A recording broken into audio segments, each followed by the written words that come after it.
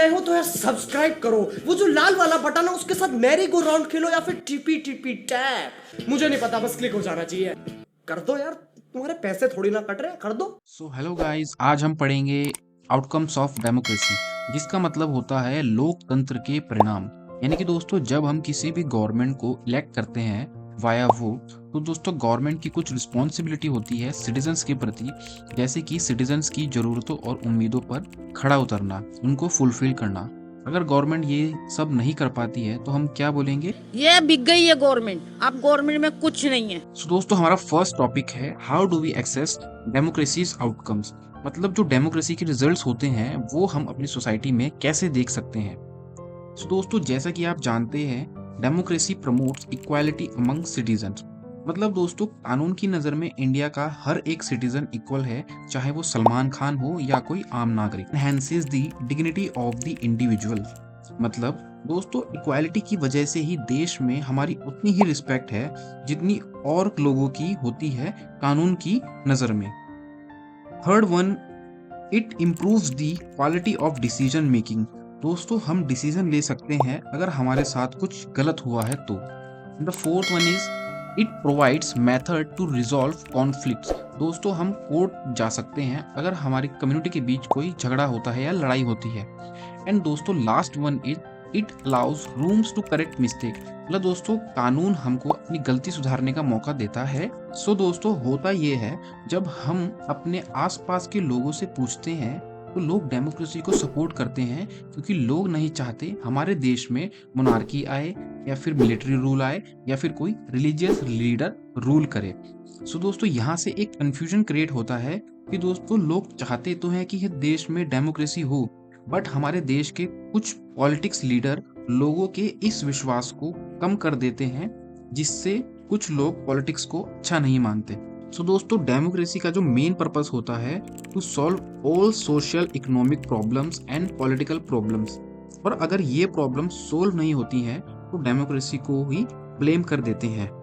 सो दोस्तों, अगर हम डेमोक्रेसी के आउटकम्स की बात करें, democracy is just a form of government जो सिर्फ हमें ऐसी कंडीशंस प्रोवाइड करती हैं जिससे हम अपनी नीड्स को सेटिस्फाई कर सकें।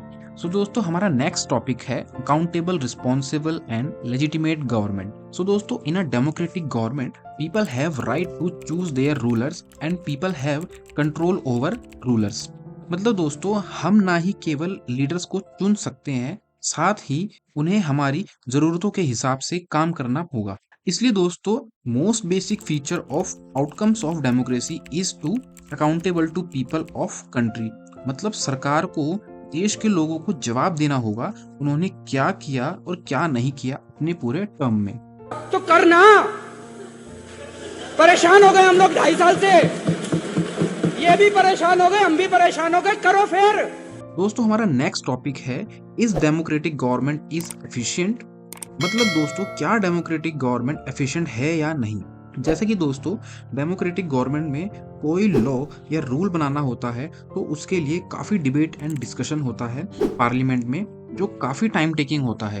लेकिन दोस्तों, जहां मोनार्की या डिक्टेटरशिप होती है वहां तुरंत डिसीजन लिए जाते हैं और उनको इम्प्लीमेंट भी तुरंत किया जाता है, जिसमें कि कम टाइम लगता है। लेकिन दोस्तों, कम टाइम लगने का मतलब ये नहीं होता कि वो डिसीजन मोस्टली लोगों के फेवर में ही होंगे। दोस्तों, जैसा आपको पता है, कोई भी ऐसा डिसीजन जिससे कि पूरी कंट्री पर इम्पैक्ट पड़े, उस डिसीजन के डिबेट एंड डिस्कशन में टाइम लगना ही चाहिए। सो दोस्तों, delay in decision making can not make a government inefficient. So दोस्तों, जो डेमोक्रेसी में डिसीजन मेकिंग होती है वो नॉर्म्स एंड प्रोसीजर्स पर बेस्ड होती है। यानी कि हर एक डिसीजन में ये ध्यान रखा जाता है कि किसी तरह का लॉ ब्रेक ना हो और सिटीजन्स को भी पता चल सके कि जो डिसीजन लिया गया है वो पूरे रूल्स को फॉलो करके लिया गया है। दोस्तों, इसी कंसेप्ट को हम बोलते हैं ट्रांसपेरेंसी इन डेमोक्रेसी। भाई साहब, कुछ ज्यादा नहीं हो गया ये? मतलब कुछ भी। दोस्तों, इसी तरह से कुछ और तरीके भी होते हैं जिससे हम डेमोक्रेसी के आउटकम्स को देख सकते हैं, जैसे कि regular free and fair election, debate on policies and laws in parliament, citizen right to information act से हम जान सकते हैं गवर्नमेंट के बारे में और गवर्नमेंट के काम करने के तरीके के बारे में। सो दोस्तों, हम एक डेमोक्रेटिक गवर्नमेंट से एक्सपेक्ट कर सकते हैं कि वो लोगों की ज़रूरतों और डिमांड्स को फुलफिल करें और साथ ही देश में से करप्शन को ख़त्म करें। लेकिन दोस्तों, डेमोक्रेसीज लोगों को इन दोनों डिमांड्स को फुलफिल नहीं कर पाती, चाहे वो लोगों की ज़रूरतों को पूरा करना हो या करप्शन को ख़त्म करना हो। दोस्तों, यही हाल कुछ नॉन डेमोक्रेटिक कंट्री का भी है। लेकिन दोस्तों, डेमोक्रेटिक गवर्नमेंट का एक पहलू है जो कि बाकी तरह की गवर्नमेंट से बहुत ही अच्छा है, जो कि है democratic government is a legitimate government. मतलब दोस्तों, ये भले ही स्लो एंड इनएफिशिएंट हो, लेकिन दोस्तों democratic government is public own government. मतलब दोस्तों, लोग ही इसे बनाते हैं और लोगों के द्वारा चुने हुए पॉलिटिशियन ही इसे चलाते हैं। दोस्तों, इसी वजह से लोग आइडिया ऑफ डेमोक्रेसी को इतना सपोर्ट करते हैं वर्ल्ड में। सो दोस्तों, हमारा नेक्स्ट टॉपिक है इकोनॉमिक ग्रोथ एंड डेवलपमेंट। दोस्तों, हम डेमोक्रेसी से सिर्फ यही नहीं चाहते कि वो एक अच्छी गवर्नमेंट बनाए, बल्कि साथ साथ देश में डेवलपमेंट भी आना चाहिए। दोस्तों, अगर हम 1950 से लेकर 2000 तक देखें तो हमें देखने को मिलेगा कि जो डिक्टेटरशिप कंट्री है उनमें हमें slightly higher economic growth rate देखने को मिलेगी। बट दोस्तों, हम सिर्फ इकोनॉमिक ग्रोथ के आधार पर किसी डेमोक्रेसी को रिजेक्ट नहीं कर सकते, क्योंकि दोस्तों किसी भी देश की इकोनॉमिक ग्रोथ अलग अलग फैक्टर्स पर डिपेंड करती है, जैसे कि उस कंट्री की population, global situation, cooperation with other countries, economic priorities and etcetera. So दोस्तों, यहाँ से हम कंक्लूड कर सकते हैं कि जो लेस डेवलप्ड कंट्री होती है उनमें चाहे डेमोक्रेसी हो या डिक्टेटरशिप, उनमें इकोनॉमिक ग्रोथ ऑलमोस्ट सेम ही होती है। सो दोस्तों, डेमोक्रेसी हमें इस बात की गारंटी नहीं देती कि कंट्री में इकोनॉमिक ग्रोथ हो, लेकिन किसी भी डेमोक्रेटिक कंट्री में इतना तो ग्रोथ होना चाहिए कि वो डिक्टेटरशिप गवर्नमेंट की इकोनॉमिक ग्रोथ से पीछे ना रह जाए। सो दोस्तों, अगर हमें चूज करना पड़े डेमोक्रेसी और डिक्टेटरशिप में, तो हमें डेमोक्रेसी ही चूज करनी चाहिए, क्योंकि डेमोक्रेसी के और भी बहुत अच्छी बातें होती हैं जो डिक्टेटरशिप में देखने को नहीं मिलती। अच्छा है, डेमोक्रेसी है, हर आदमी डिसीजन लेने के लिए आजाद है। सो दोस्तों, अब हम बात करेंगे इकोनॉमिक आउटकम्स ऑफ डेमोक्रेसी, मतलब इकोनॉमी को क्या फायदा है डेमोक्रेसी से। सो दोस्तों, आइए समझते हैं इस चीज को कुछ डाटा से। सो दोस्तों, जैसा कि आप देख सकते हैं टेबल 1 में जो रिच डिक्टेटरशिप कंट्री हैं, जैसे कि मोरक्को, सऊदी अरेबिया, उनकी जो इकोनॉमिक ग्रोथ रेट है वो रिच डेमोक्रेटिक कंट्री से 0.50% ज्यादा है। वहीं अगर हम पुअर डिक्टेटरशिप कंट्री की तरफ देखें, जैसे कि मेडागास्कर, जिम्बाब्वे, उनकी इकोनॉमिक ग्रोथ ऑलमोस्ट सेम ही है पुअर डेमोक्रेसी कंट्रीज के रेस्पेक्ट में। सो दोस्तों, यहाँ से हम कंक्लूड कर सकते हैं कि जो कंट्री की इकोनॉमिक ग्रोथ है वो उसकी डेमोक्रेसी या डिक्टेटरशिप पर डिपेंड नहीं करती इन प्रेजेंट टाइम। सो दोस्तों, अब हमारा नेक्स्ट टॉपिक है reduction of inequalities and poverty. मतलब दोस्तों, क्या डेमोक्रेसी कंट्री में हमको लोगों के बीच में जो अमीरी गरीबी का फर्क है देखने को मिलेगा या नहीं। दोस्तों, जो हमारी डेमोक्रेसी होती है वो पॉलिटिकल इक्वालिटी पर बेस्ड होती है, यानी कि दोस्तों हर सिटीजन को अपना रिप्रेजेंटेटिव सेलेक्ट करने का बराबर का अधिकार है। सो दोस्तों, जो लोग देश में अल्ट्रा रिच होते हैं वो ही देश की नेशनल इनकम का मैक्सिमम शेयर होल्ड करते हैं, और वहीं गरीब लोगों को उनकी बेसिक्स नीड भी नहीं मिल पाती, जैसे कि food, clothing, house, education and health.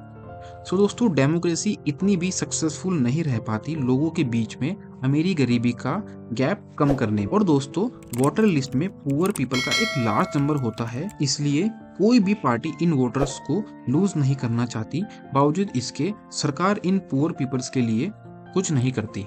और दोस्तों, ये जो प्रॉब्लम है कुछ देशों में और भी ज्यादा है, जैसे कि बांग्लादेश, जिस कंट्री की आधी पॉपुलेशन गरीबी रेखा से नीचे है, और कुछ पुअर कंट्रीज तो अपनी बेसिक नीड्स जैसे कि फूड सप्लाई के लिए भी दूसरी कंट्रीज पर डिपेंडेंट है। सो दोस्तों, अब हमारा नेक्स्ट टॉपिक है अकोमोडेशन ऑफ सोशल डाइवर्सिटी। मतलब दोस्तों, क्या डेमोक्रेसी से लोगों की लाइफ में शांति और सुकून आता है या नहीं? कहीं लोगों के बीच में रायट्स या कॉन्फ्लिक्ट तो नहीं हो रहे? सो दोस्तों, ऐसी कोई भी सोसाइटी नहीं है जिसमें लोगों के बीच में कॉन्फ्लिक्ट्स ना हो। बट दोस्तों, डेमोक्रेसी का मेन एम होता है लोगों के बीच इन लड़ाइयों को, डिफरेंसेस को कम से कम किया जाए, जहां दूसरी तरफ नॉन डेमोक्रेटिक कंट्री इन सब डिफरेंसेस पर ध्यान भी नहीं देती। सो दोस्तों, डेमोक्रेसी के इस आउटकम यानी कि सोसाइटी में शांति और सुकून को लाने के लिए हमें 2 कंडीशन सेटिस्फाई करनी होती है। जैसे कि फर्स्ट कंडीशन होती है, डेमोक्रेसी में गवर्नमेंट को सिर्फ और सिर्फ मेजॉरिटी के द्वारा रूल नहीं किया जाना चाहिए, बल्कि गवर्नमेंट को दोनों ही मेजॉरिटी एंड माइनॉरिटी को साथ में लेके चलना होगा। सेकेंड वन इज, दोस्तों ऐसा नहीं होना चाहिए कि जो मेजॉरिटी गवर्नमेंट हो वो किसी एक धर्म या रेस या एक भाषा बोलने वाले की हो, मतलब जो अलग अलग तरह के लोग हो वो भी मेजॉरिटी गवर्नमेंट बना सके। सो दोस्तों, इस चैप्टर में हमारा लास्ट टॉपिक है dignity and freedom of citizen. मतलब दोस्तों, क्या हमें डेमोक्रेसी में इज्जत, हमारी मम्मी को चाहिए फुल इज्जत और आजादी मिलेगी? आइए देखते हैं। सो दोस्तों, अगर रिस्पेक्ट और फ्रीडम के नजरिए से देखें तो डेमोक्रेसी कहीं ऊपर आती है उन देशों से जहां पर डिक्टेटरशिप या मोनार्की है, क्योंकि दोस्तों जो रिस्पेक्ट एंड फ्रीडम है वो डेमोक्रेसी का बेस है और इनको अलग अलग सोसाइटी में अलग अलग तरीके से एक्सेप्ट किया जाता है।